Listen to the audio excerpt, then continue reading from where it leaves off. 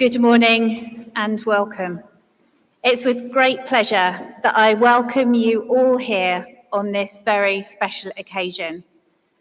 I was asked in a recent podcast interview what I'm most grateful for, and to be perfectly honest, it's days like today where we can all again come together to celebrate your successes in a ceremony I hope that you will all fondly remember. Most importantly, it's an honour to be able to have you, your family, friends and supporters here with us to finally be able to acknowledge all that you have achieved over the recent years. Graduation is the most important event in the university calendar, a day when we recognise and applaud the achievements of our graduates and share with them in their success. First and foremost, we are here to acknowledge the hard work and dedication our graduates have put into their studies. And it's wonderful to see so many of you here today.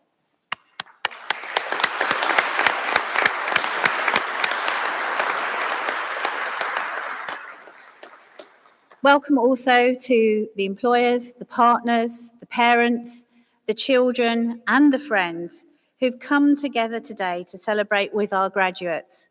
We acknowledge the impact that you have all had, and the support has truly made a difference to our graduate success. And we can only imagine how relieved you all were when the results finally came through. It gives me great pleasure to also welcome our special guest today, Peter McRae. Peter McRae is a chartered surveyor and a UCEM honorary fellow. During 25 years in private practice, his roles have included arbitrator, independent expert, and indeed expert witness. In 2013, Peter was appointed the youngest ever surveyor to a member of the Upper Tribunal, Lands Chamber, which is very much colloquially known as the Lands Tribunal. His day job involves hearing cases at the Royal Courts of Justice and occasionally around the country on a variety of property and valuation-related disputes. He puts his career in dispute resolution down to 2005, having studied here at UCEM a postgraduate diploma in arbitration. Peter is also the chair of Lionheart, which is the independent charity for RICS professionals, both past and present, and their families. Peter's illustrious career began in the late 1980s, training in a local authority in the East Midlands, before then moving into private practice and qualifying in 1994. He's been an APC assessor, chair and elected member of Governing Council, members of the RICS Conduct and Appeals Committee, for which he chaired the Disciplinary and Appeals Panel for 3 years. He's also a freeman of the City of London, a liveryman of the Surveyors Company, and no doubt Peter will have some excellent thoughts to share with us later on. But before we get on to the awards themselves, I would now like to invite the UCM Principal, Ashley Wheaton, to address our graduates. Thank you.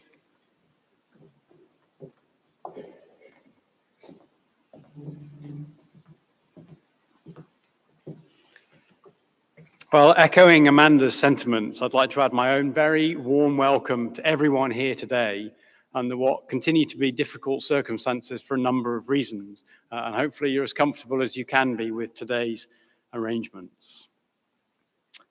Before I start, I'd also like to say a huge congratulations to all of you. What you've accomplished is utterly amazing. Well done.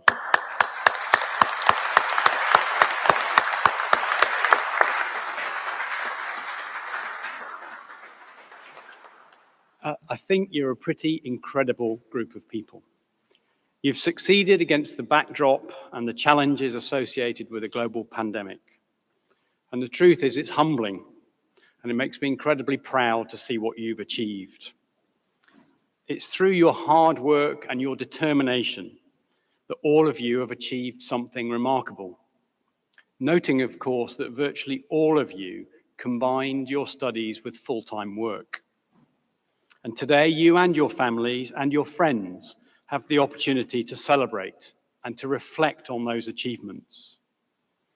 I'm sure you'll all agree with me that typically in life you only ever get out what you put in. And in all of your cases, you've put in a huge amount and you richly deserve everything that you get out. Today, my message to you all is to look forward and to consider the future carefully and the positive impact which your newly gained qualifications and skills can have on the built environment. And even more importantly, on the lives of the people who live, who work, and who play within it. None of us should be in any doubt. More than ever, the world needs a better, safer, and critically more sustainable built environment. Global citizens have as a minimum a right to demand that.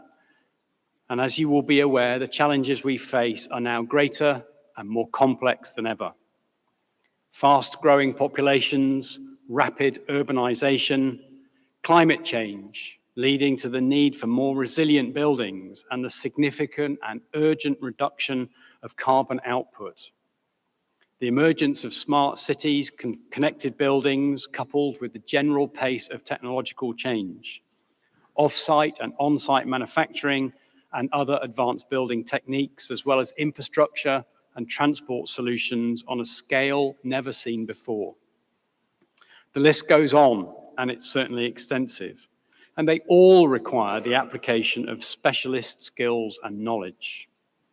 And now that you're qualified, I'd like you to consider the extent of your professional responsibility to be the guardians of our substantial, our precious, and our highly intricate built environment, whether it relates to newly constructed buildings and future builds, or those buildings which are being restored or preserved or regenerated, or those which are being maintained, refurbished, and updated, or simply being used. We need solutions that are creative and innovative and which will serve future generations. We need you to be the professionals who understand the need for a long-term, human-centric approach to the built environment, who are sensitive to and appreciate the natural environment within which our buildings sit, and who add to that rather than diminishing it. And people who, perhaps most importantly, are unerring in upholding the highest professional standards and quality. The built environment and the environment as a whole needs you more than ever. And I, for one, feel confident and more relaxed knowing that UCM graduates will continue to be at the center of exceptional solutions for the built environment. It's my view that UCM's role is now more important than ever. Many of you will be aware that we celebrated our centenary in 2019. And from those humble beginnings in 1919, following the foundation of the institution by Sir William Wells to meet the post-war demand for new buildings and construction, we have grown and have become the largest provider of higher education to the built environment professions, with some 4,000 students studying in around 115 countries worldwide. During this year, we will significantly step up our environmental and our sustainability programs and ensure that we are the leaders in addressing the climate emergency, positioning ourselves firmly as the world's most sustainable university. The reason we're here and the reason we exist are clear in our Royal Charter and emphasized in the 6 tenets of our core purpose: to provide education which is accessible, relevant, and cost-effective, which enables students to enhance their careers, to increase professionalism, and ultimately to contribute to a better and a more sustainable built environment. Our job at UCM, and in fact my job, is very straightforward. It's to fully support our students' education ambitions, wherever they are and at whatever level.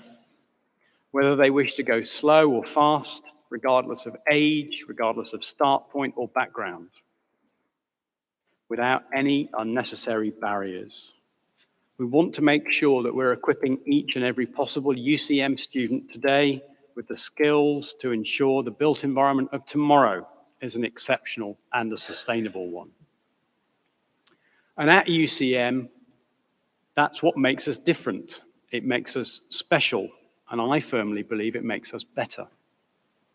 Please be ambassadors for the work that we do as you join 150,000 plus alumni from this amazing institution. Before I finish, I'd like to take a moment to thank all of our UCEM trustees, both past and present, who all give their time voluntarily, for their continued support and oversight, and in particular today to Amanda, our chair of the board, for her time in guiding us through today's proceedings. I'd also like to recognize the exceptional work done by these people behind me, and in fact, all members of UCM staff, many of whom, of course, are not here today. It's their dedication and their commitment which is so essential in providing high-quality programs each and every year. Please can I ask you to join me in thanking them.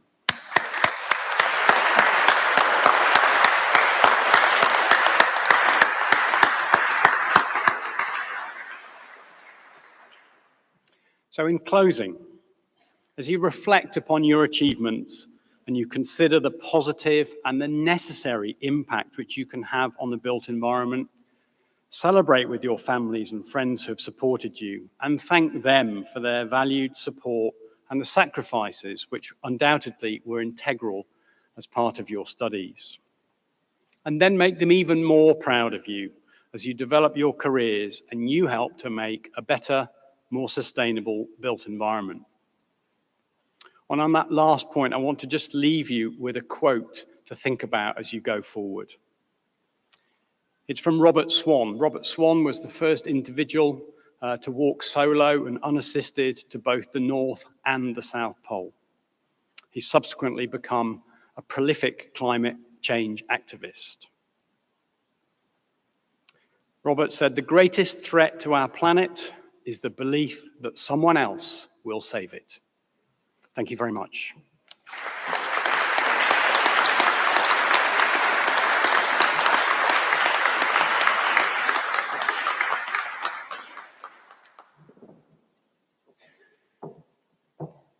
I would now like to invite Jane Foulkes, UCM Deputy Principal, to call forward our graduates to receive their awards. Thank you, Jane.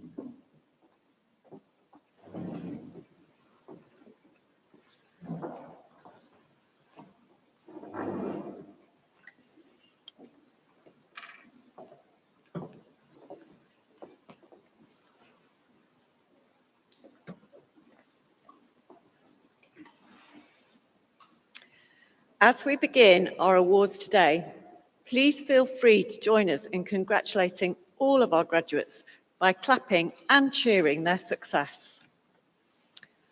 I call upon the Principal to present the UCM Surveying Technician Diploma Award.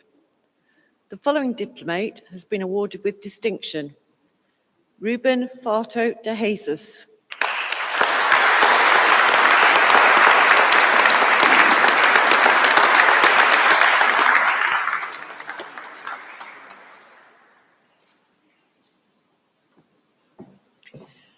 Principal, next we present the Certificate of Higher Education Construction Studies Award. The following graduate has been awarded the certificate: Michael Crow.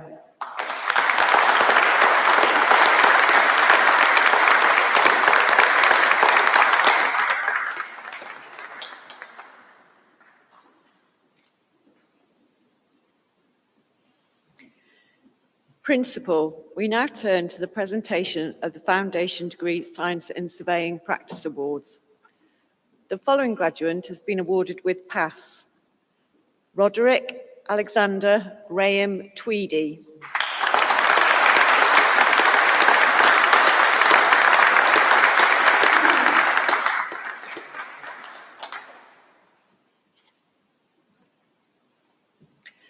The next graduate has been awarded with merit: Sarah Wheeler.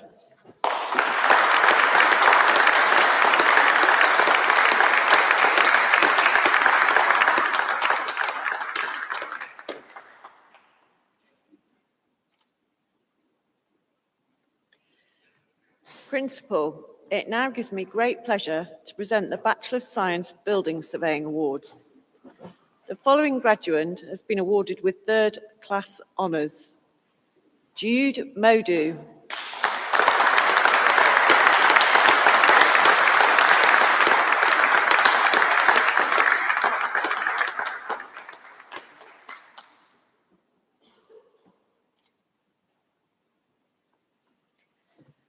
I now present those graduates who have been awarded with upper second-class honours.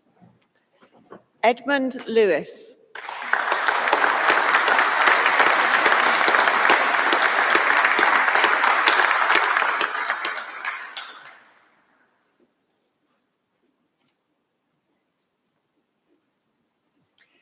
Dylan James Mander.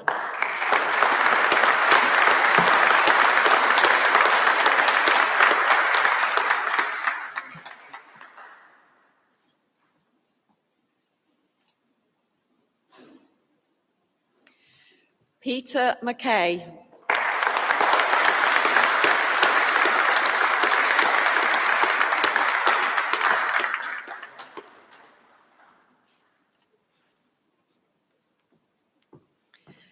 Jack Newell.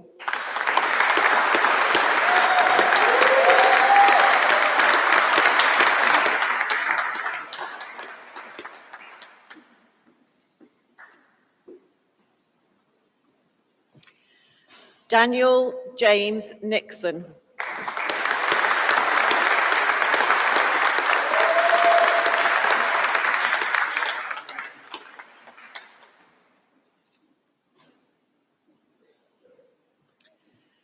Gavril Posnikov.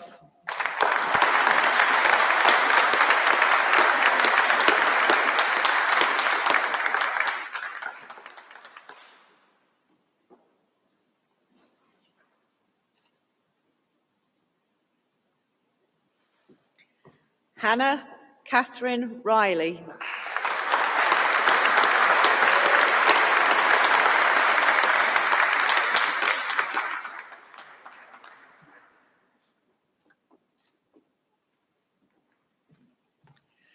Joseph David Willis.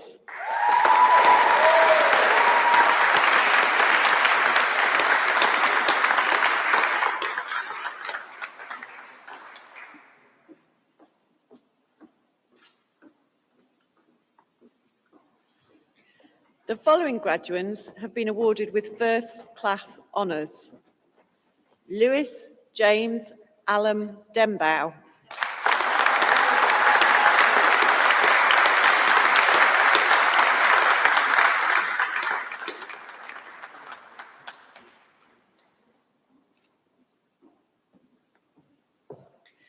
Craig Pluck.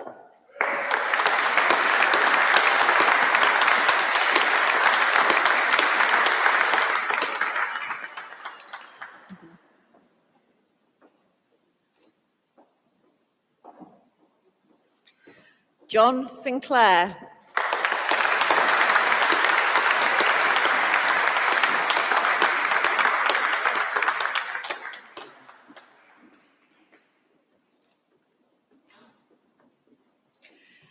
Principal, next we present the Bachelor of Science Construction Management Awards.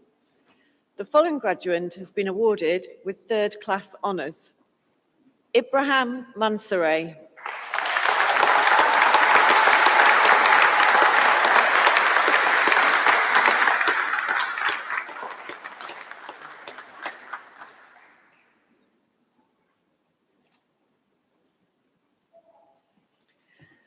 The next graduates have been awarded with upper second-class honours.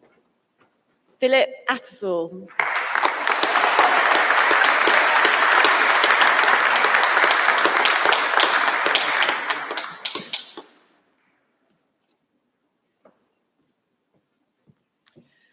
Jack William Edward Barker.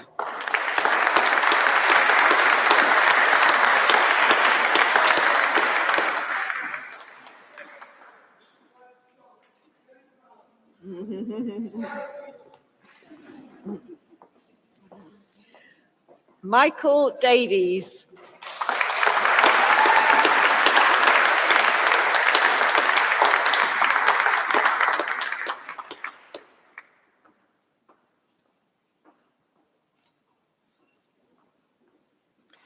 Natalie Day.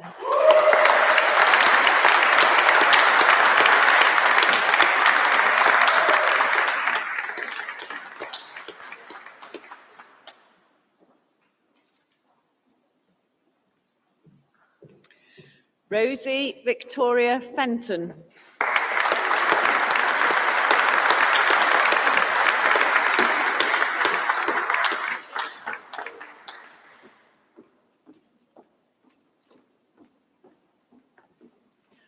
George Hudson.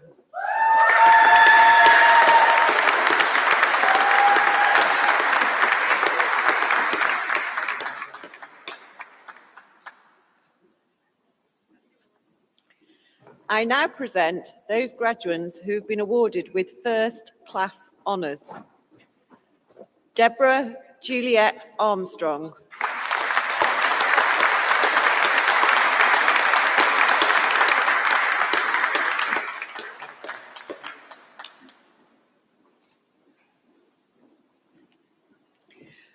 Pauline Lagan.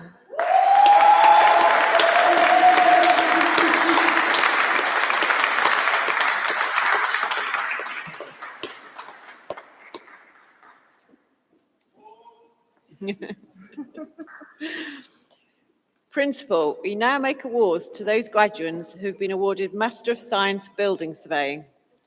The following graduates have been awarded with Pass. Thomas David Bottomley.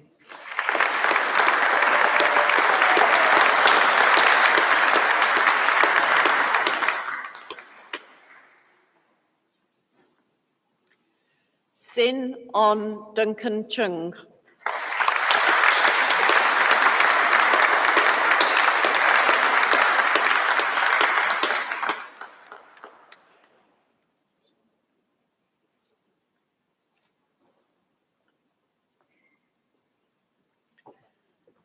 Camille Offerme.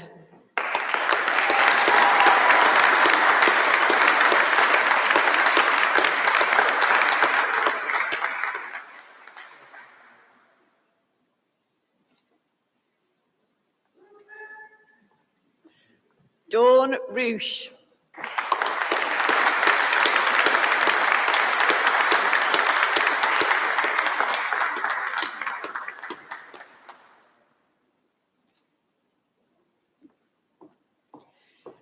Whitney Senti Botanga.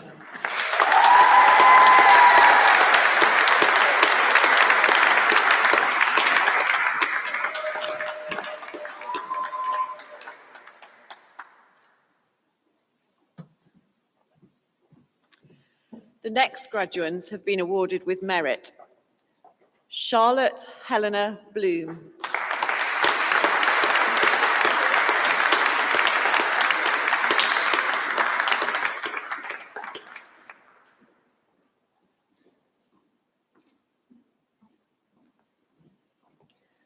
Joseph Brown.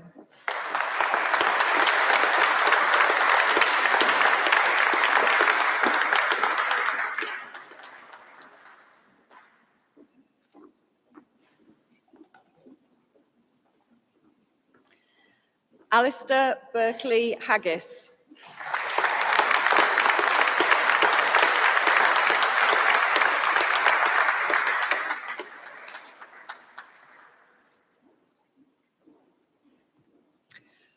Jordan Merger.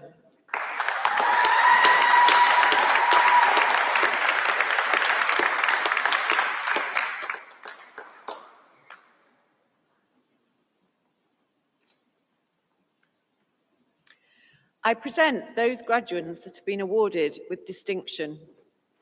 Leonie Suzanne Campbell.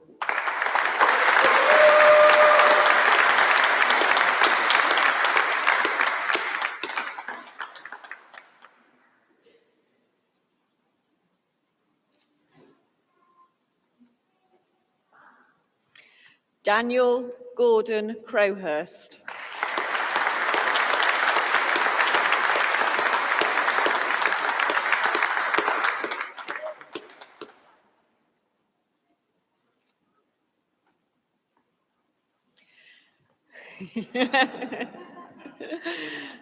Principal, finally we turn to those graduates who have been awarded Master of Science Construction Management. The following graduates have been awarded with merit. Karanjit Kaur.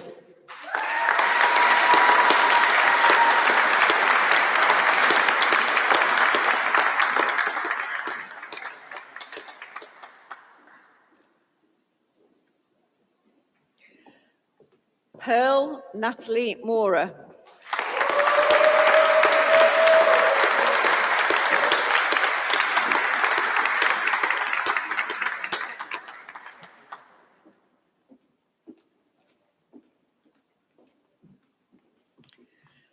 Bernard Wera Ogutu.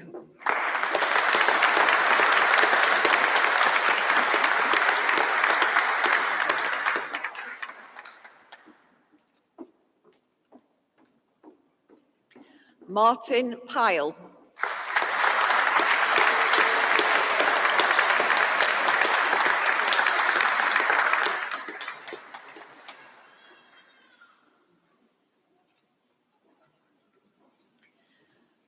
I now present those graduates who have been awarded with distinction.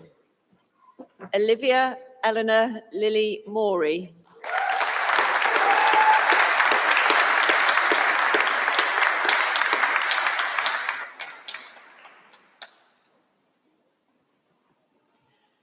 Barry Watson.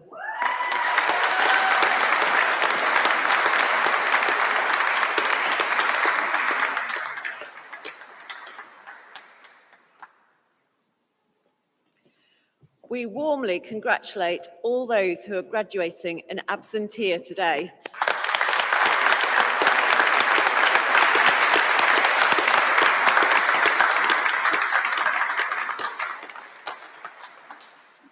Principal, this concludes the awards today.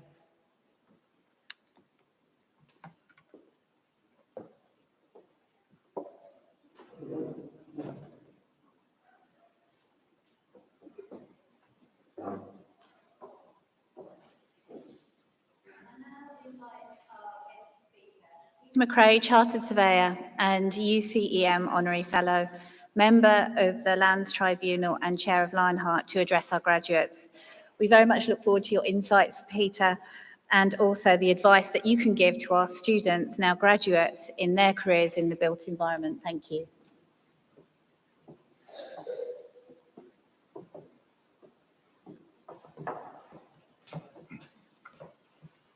Well, follow that. Good morning, everybody. And first and foremost, congratulations to all of you on your graduation, for getting through the seemingly endless hurdles of coursework, assignments, examinations, and also to your family and employers, who will no doubt have supported you during your studies. And the fact that you've achieved this during the last few years overshadowed by COVID adds further to the pride that you must feel this morning. Special thanks also, I suspect, to the academic staff, who must be exceptionally proud of you all. I suspect this is one of the highlights of their year. And also congratulations to the young man on the end who was clapping so enthusiastically. Not just his own, but everybody's. So a future surveyor in the making. Well done. You've graduated from one of the world's best universities specializing in the built environment. I was delighted to be asked to speak to you this morning, not least because I get to wear this fancy gear once again and give you some inspiration, hopefully, and some insight into the opportunities available to you. The academic stage of your career is now probably done. Some of you might return, perhaps to a master's or a doctorate. But for many of you, this stage of your career is complete, and the journey towards qualification as a professional awaits. I started work in the property profession immediately upon leaving school in 1988, employed in the Estates Department of the local authority in the East Midlands, which sent all of its trainees on a 5-year day release course at what was then Trent Polytechnic, from which I graduated in 1993. I clearly remember my own graduation day nearly 30 years ago, but also, like you, the challenge of combining academic work with the day job and all the pressures. As I will explain, my career has largely been focused on dispute resolution, but my experience with the law started just over 30 years ago in somewhat salutary circumstances. Picture the scene. I was a young, fresh-faced trainee surveyor at a local authority. The phone rang one Monday morning. It was the police station next door. Over the weekend, somebody had climbed out of a derelict house owned by the council, stolen copper pipes in hand, straight into the arms of the police. Can somebody pop over to the police station to make a statement? No problem. Off I trot to the nick. I made the statement. Then the policeman produced some old copper piping. And so this is what the chap stole. We just need to put a value on it, Mr. McRae. What should we put in the box? No idea, I said. Well, what should we put? I don't know. £50? I was conscious I was, at this point, running late for a date with a girl from the planning department. So I said, £50. Fine, let's call it a day. Okay, sign there and you can go. Fast forward 6 months.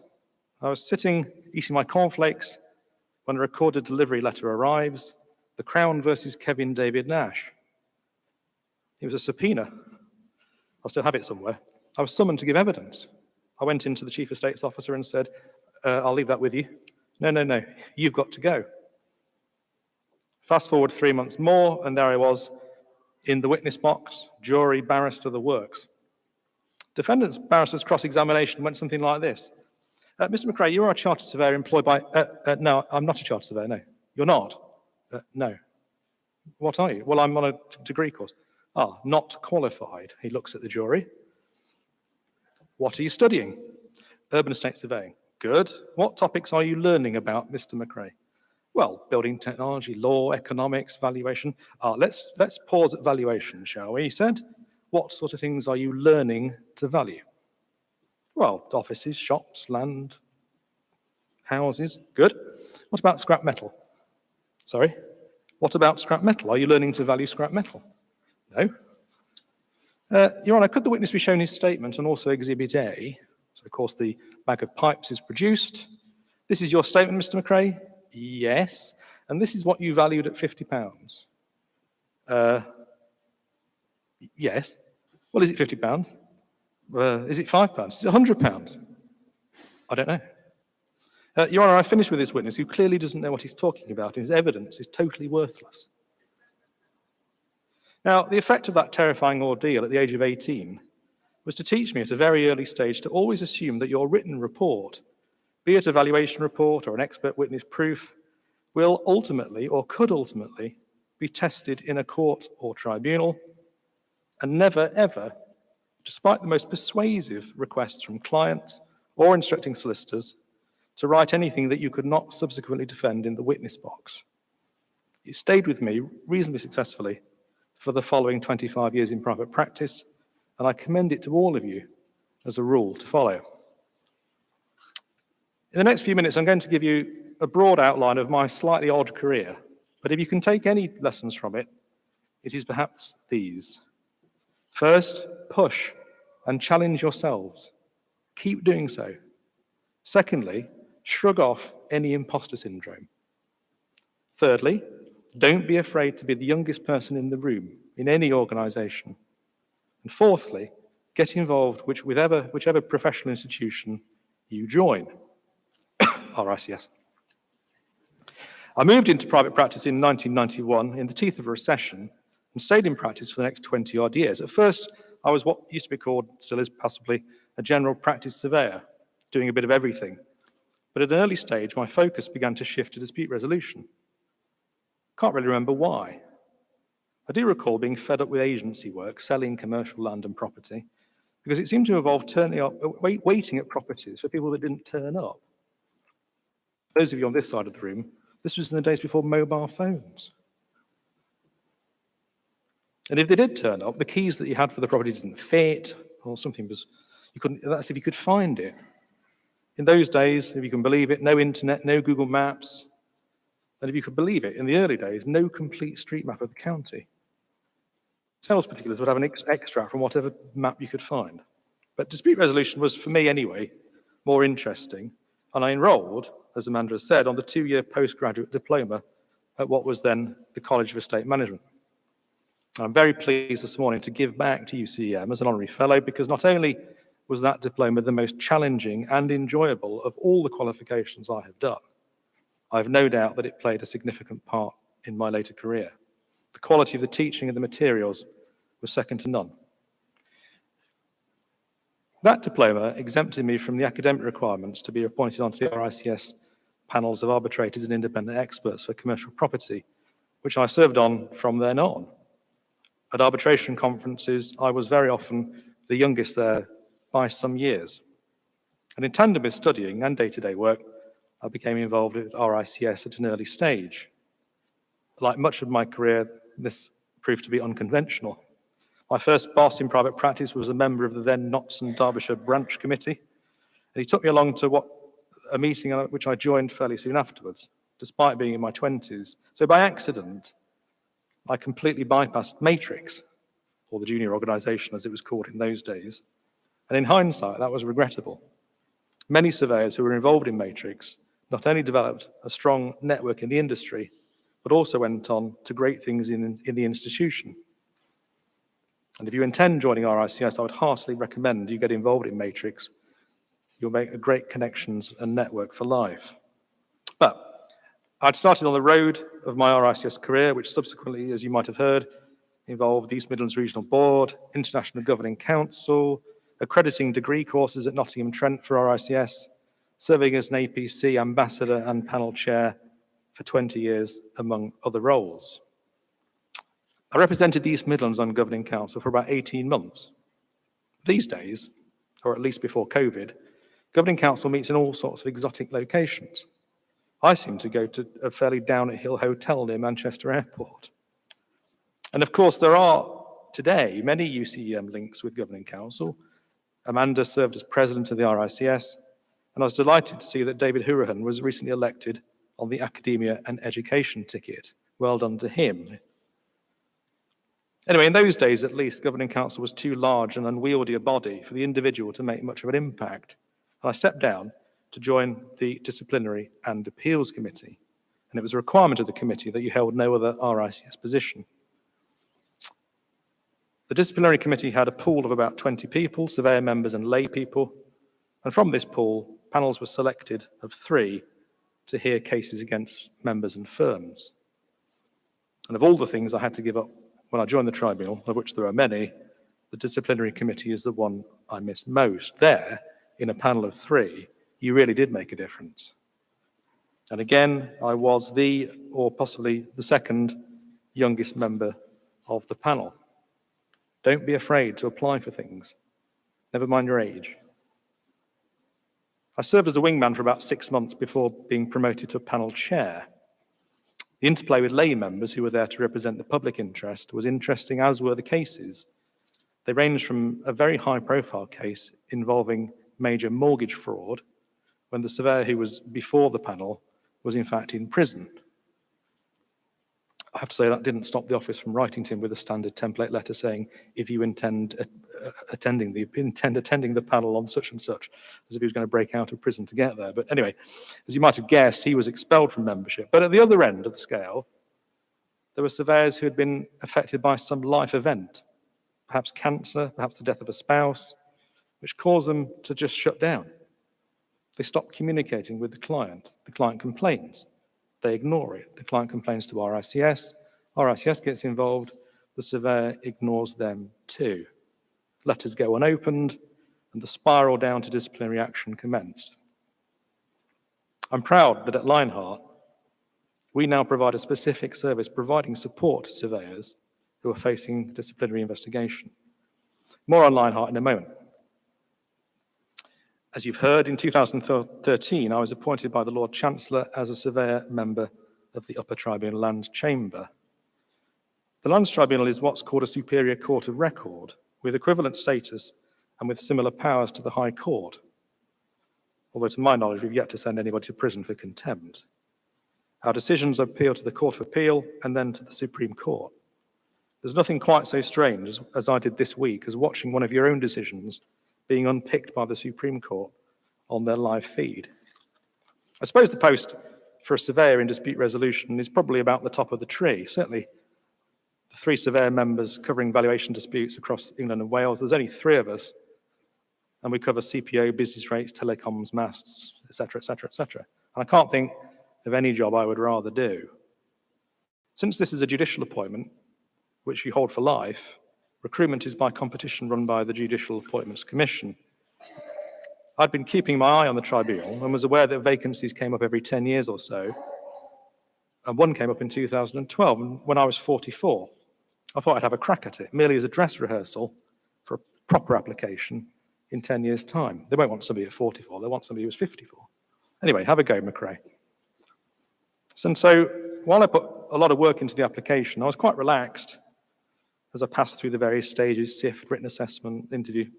And to my astonishment, I received an email from the Judicial Office telling me that, subject to background checks, which sounded a bit sinister, my name would be going forward to the Lord Chancellor's office as the preferred candidate. Perhaps nobody else applied. So I've been at the tribunal for 10 years, during which time we've moved from sleepy Bloomsbury to the Royal Courts of Justice, the centre of the legal world. Johnny Depp, Agatha Christie, all that sort of thing. It was all happening outside. Nobody's more as interested with us. But it continues to be fascinating, challenging, and enjoyable.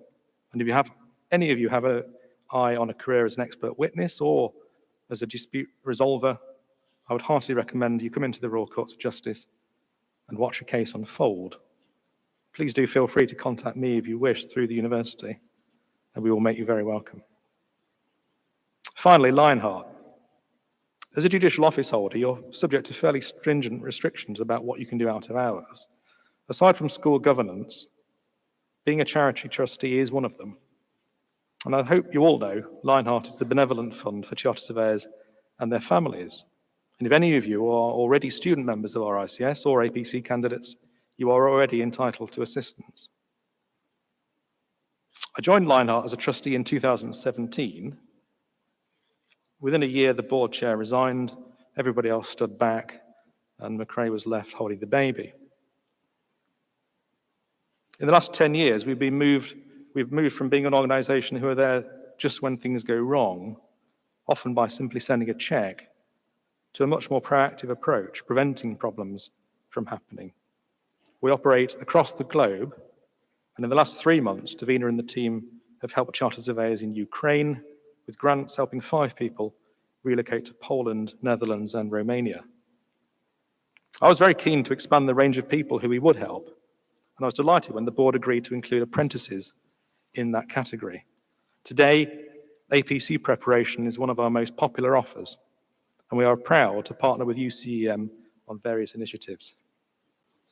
I'm thrilled that following the example that UCEM took a year or so ago, Lionheart will shortly be offering associate board places to a couple of students or recently qualified surveyors to provide them with board-level experience so that that sector of the profession is represented. Watch our social media channels. It could be any one of you. I stepped down from Lionheart in 2024. Whatever the next stage of life is, apart from that, is unknown. Perhaps the garden finally beckons. We'll see. There is, of course, the day job until the maximum judicial retirement age of 75. Now, I'm conscious that I'm at risk of keeping you all, mums and dads and colleagues, from a glass of something cheerful next door, so it's time to stop. But I would reiterate what I said at the start. Your career, all of you, is in your own hands. Luck plays some role. There's no doubt about that. But you do make your own luck. That is a truism. Don't be put off. The advert that you think isn't for you could be for you. The opportunities are always there. It's up to you whether you take them. We have a former RICS president here today. I'd love to think that somewhere in the audience there is a future president. Again, congratulations on graduating from some of the best property courses in the world. Be proud of what you've achieved. You've deserved it. And be proud ambassadors and alumni for the university. I wish you the very best of luck in your careers. Thank you.